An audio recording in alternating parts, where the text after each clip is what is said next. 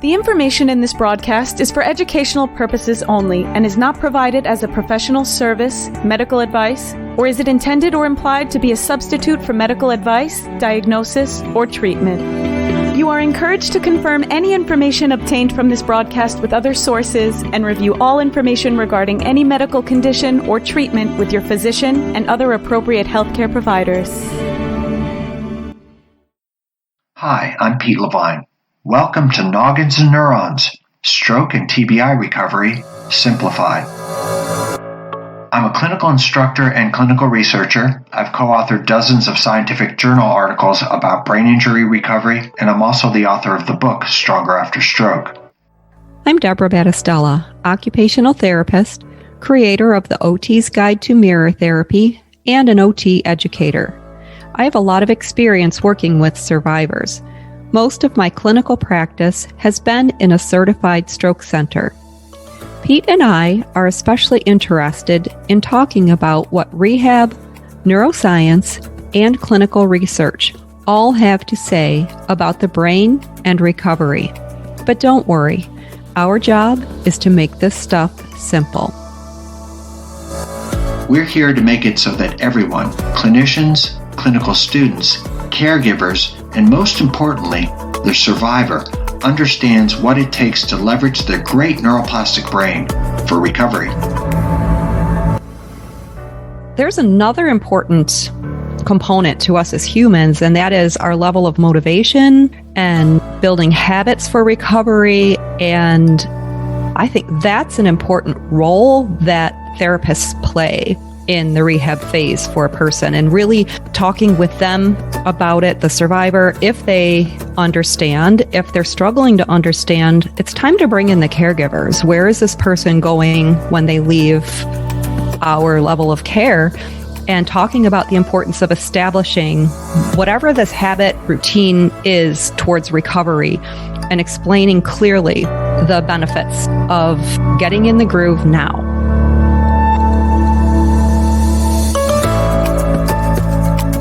I would like to review the topics that we covered last episode, when the overarching topic was learned non-use.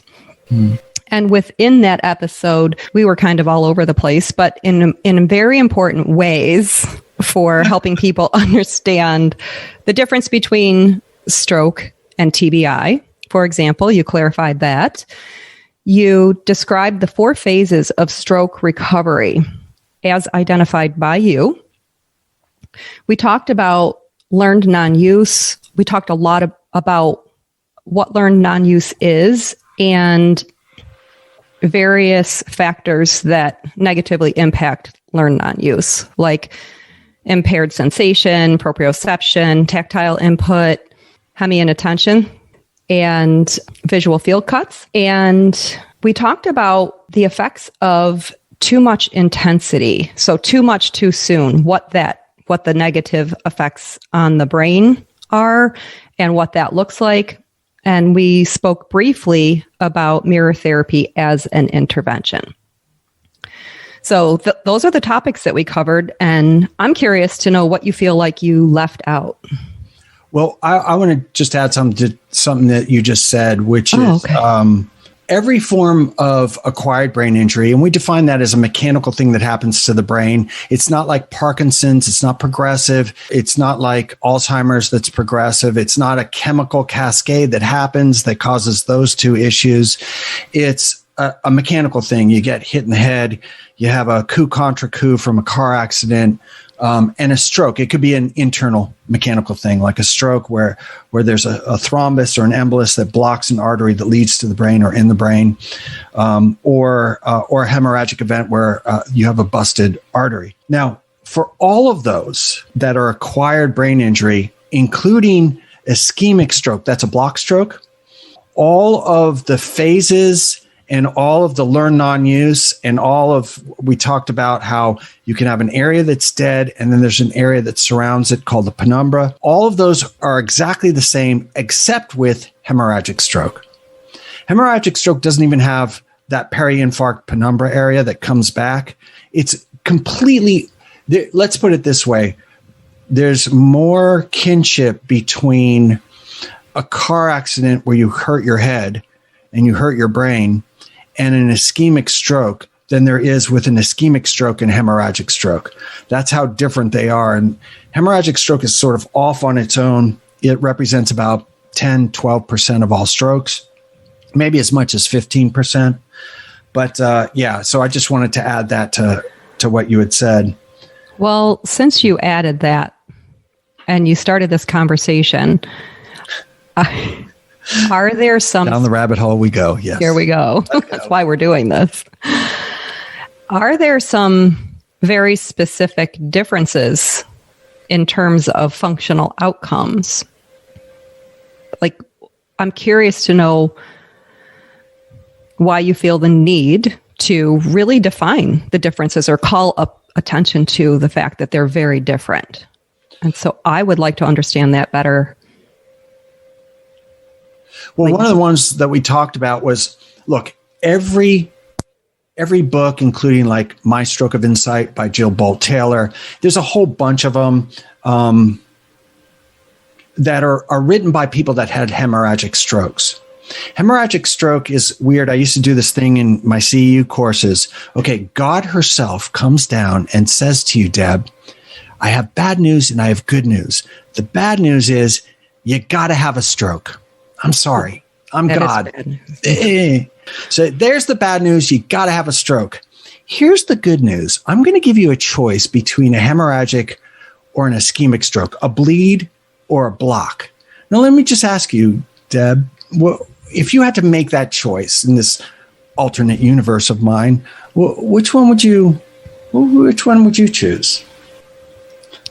Well, I feel like I might know a little too much. Well, go with it. What do you got? What do you know? What do you think? Well, it seems like people who have bleeds tend to have better outcomes. So I think I would choose a bleed, although I know that's not true 100% of the time.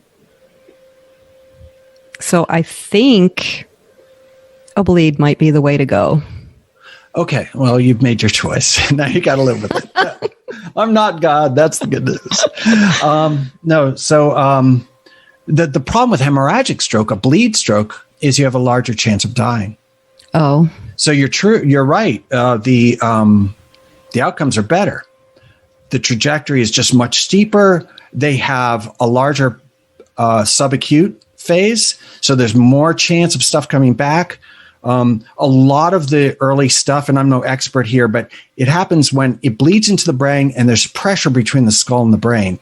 And then as they release that pressure, they get remarkable outcomes if they survive the stroke in the first place. So usually when I do talks, I have half the class say, I want hemorrhagic, and half the ones say, I would it's almost like a gambling thing, well, if I survive, I want a hemorrhagic stroke. But anyway, so that's one thing, is the trajectory for hemorrhagic stroke is much steeper. And there's so many books out there by stroke survivors, and I kind of don't like it. Any recovery should be absolutely celebrated, whether it's hemorrhagic or ischemic. But they're often written by hemorrhagic stroke survivors who have hemorrhagic stroke is just devastating. Yeah. But then if they survive, they make this remarkable recovery often, not always, as you pointed out. Yeah.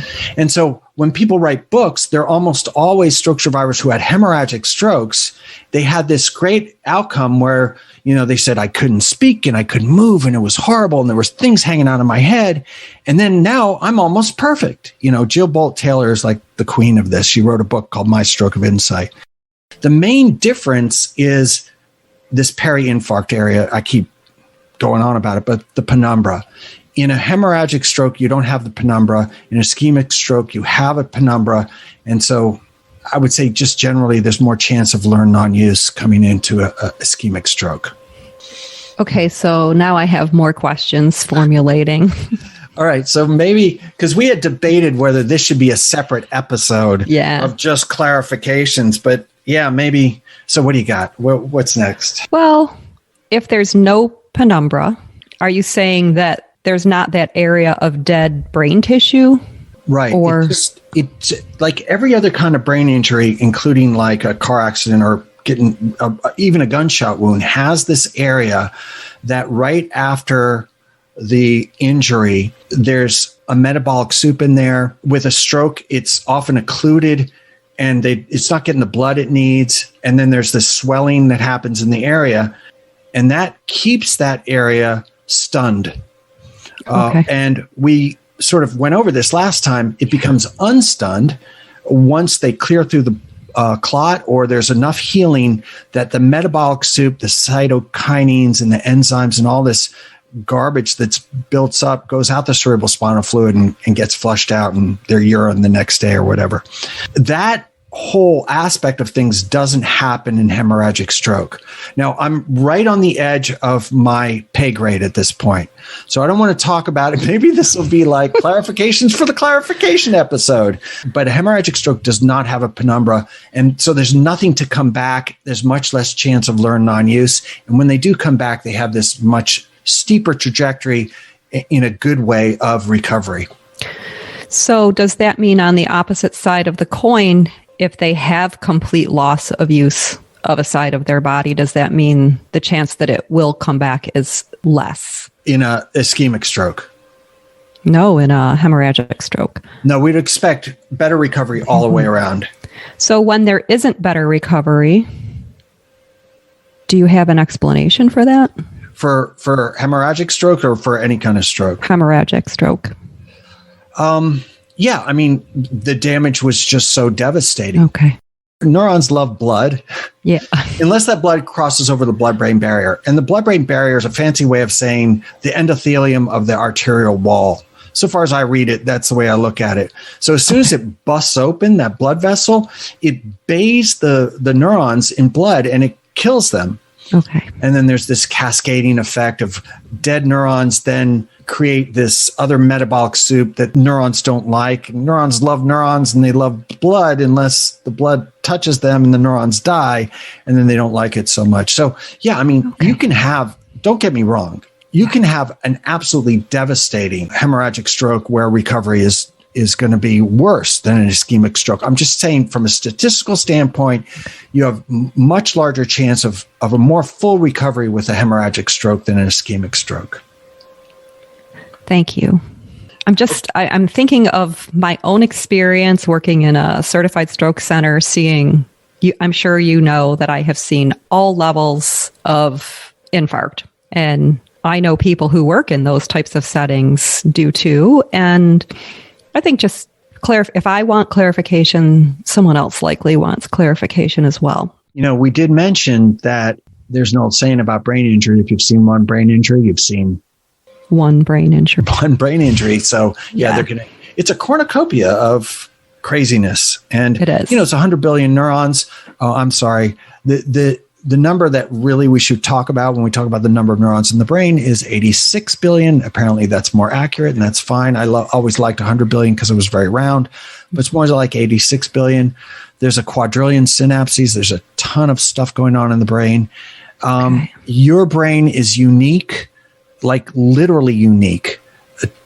There's no other brain like yours or mine or anybody else, even if you're an identical twin, because there's the environmental stuff that happens to your brain. So, of course, every brain injury is going to be different, and it hits different parts of the brain, and there's tons of arteries. There's tons of blood vessels in the brain. So it all depends on a million different factors. So, yeah, I mean, you know this better than I do. When you get into that acute phase, you can find all kinds of stuff and all kinds of people that have had all kinds of brain injuries.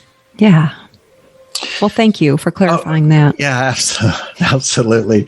Whew, off the hook. Okay, so I did have some clarifications, and I learned something really cool that you might be interested in. So I said that the reason that I had written into my second edition of my book, hyperacute, acute, subacute, and chronic, was that it was super important to know when to put the pedal to the metal, when to fight against learn non-use, how important the subacute phase was, and all that stuff.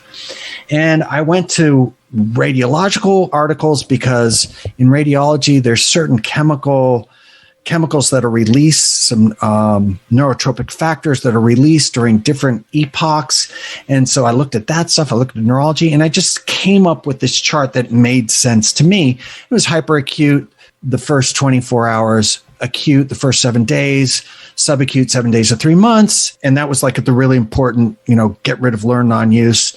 Any kind of movement they have, celebrate it and do it. Don't let learn non-use get in during the subacute phase. And then chronic phase was 3 months for the rest of their life. Okay. And I said that the reason it frustrated me so much was that our lab would publish these articles where we were incredibly inconsistent.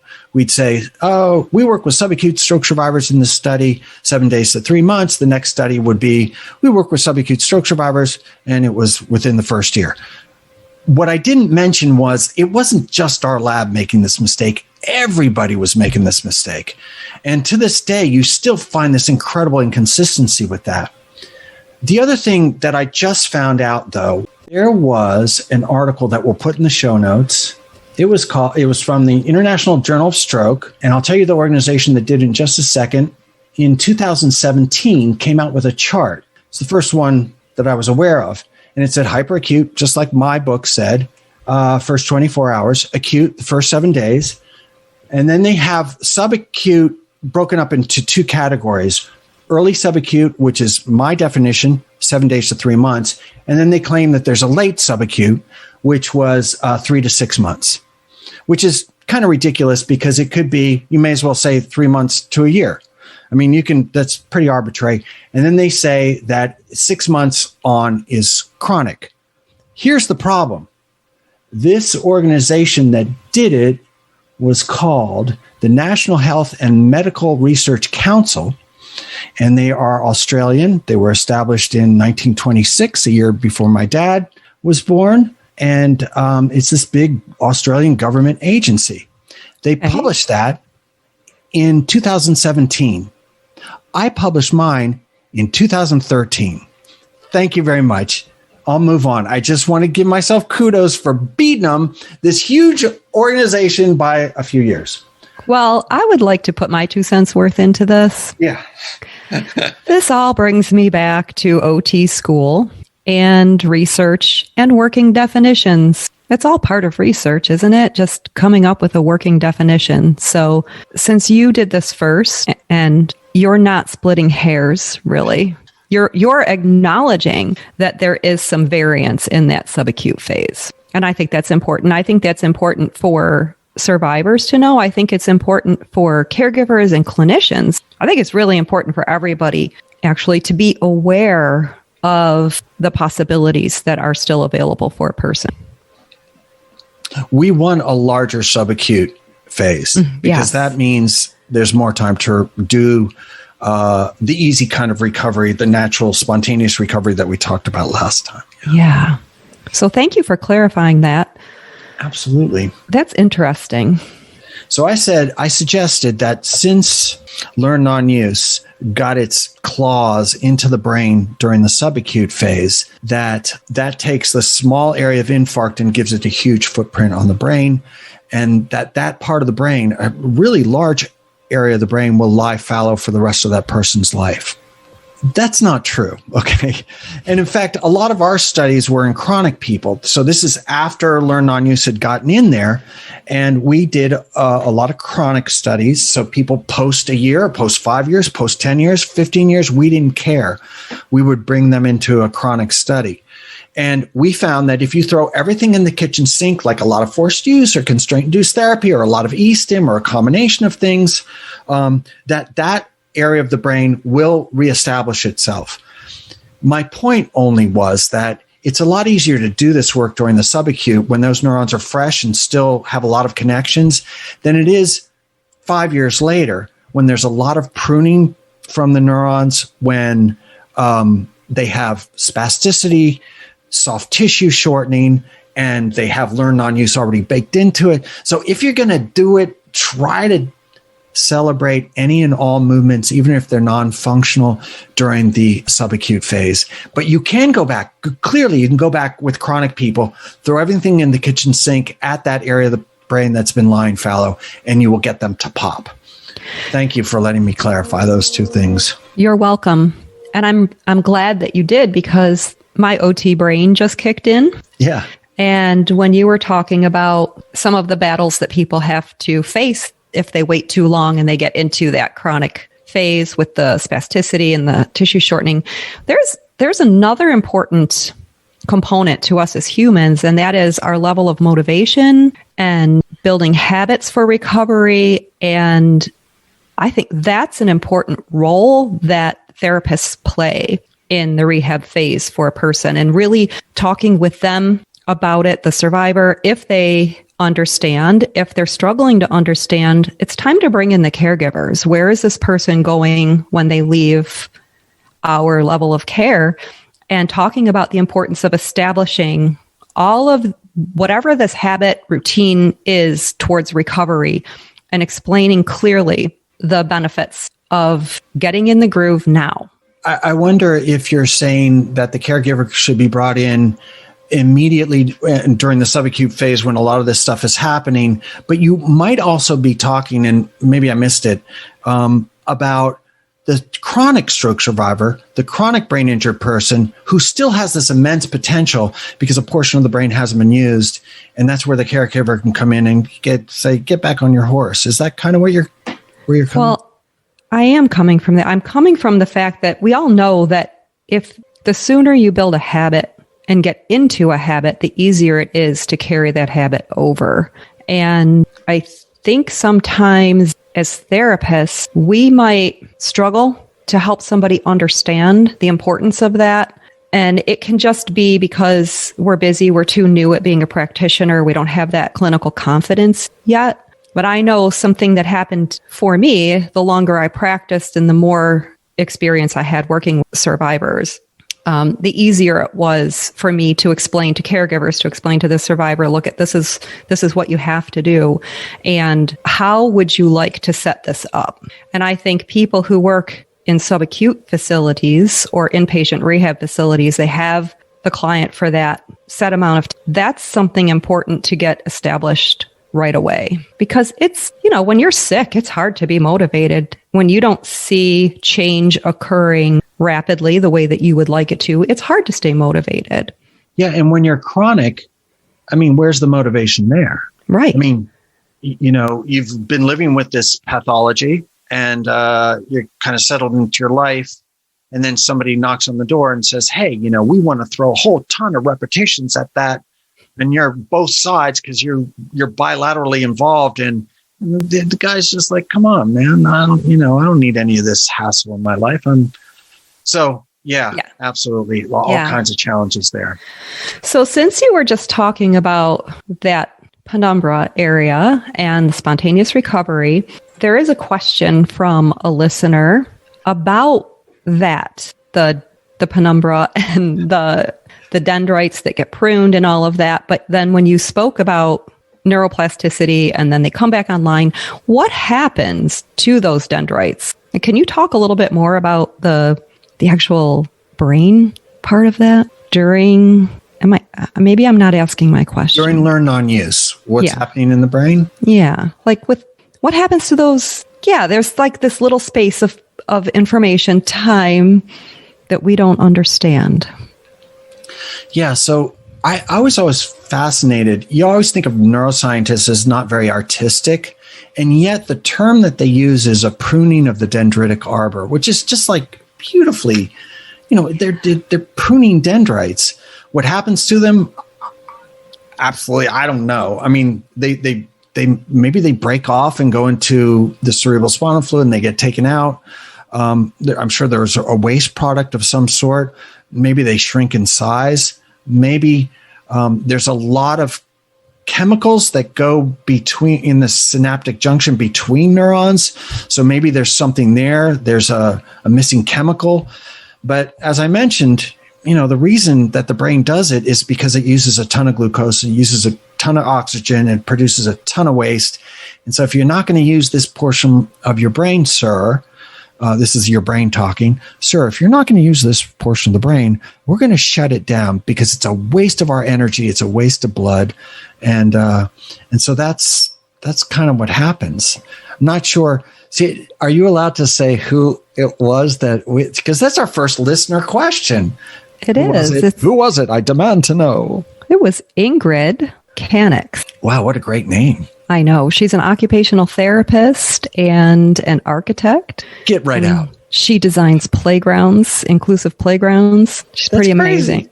Yeah. That's almost as crazy as you being an OT and also having a degree in anthropology, which, we haven't really talked about, but we're going to.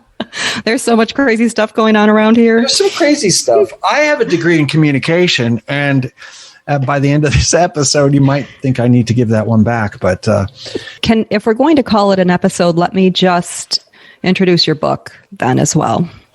Oh, you're going to introduce the book on this episode? Well, it's about, I really want to call attention to the learned non-use charts. I think they're valuable. Let me ask you another question. Okay. While you're doing that, do I need to be here? No. Good. So another thing that I want to mention in this episode is Pete's book, Stronger After Stroke, Your Roadmap to Recovery. And I have here with me the 3rd edition. And this, I think, is a must-read for any clinician, any stroke survivor, and any family member, loved one, caregiver. And since we started off the last episode with learned non-use, I want to call your attention to pages 87 and 88. And Pete has great diagrams on these pages. He's got a diagram of how learned non-use occurs. And then there's another diagram that explains how to reverse learned non-use. And it's just, I think diagrams make everything a little bit more easy to understand. So that's Stronger After Stroke, Your Roadmap to Recovery by Peter G. Levine. Okay, Deb, thanks so much for plugging my book. I appreciate it. Oh, yeah. Thank you so much for listening to this episode. We appreciate your support and would love to hear from you. Ask us questions and share your thoughts by email at nogginsandneurons@gmail.com. That's Noggins, the word and, spelled out, neurons@gmail.com. If you like what you heard, please share this podcast with others you think will benefit.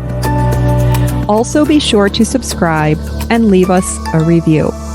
We'll catch you next time on Noggins and Neurons, Stroke and TBI Recovery Simplified.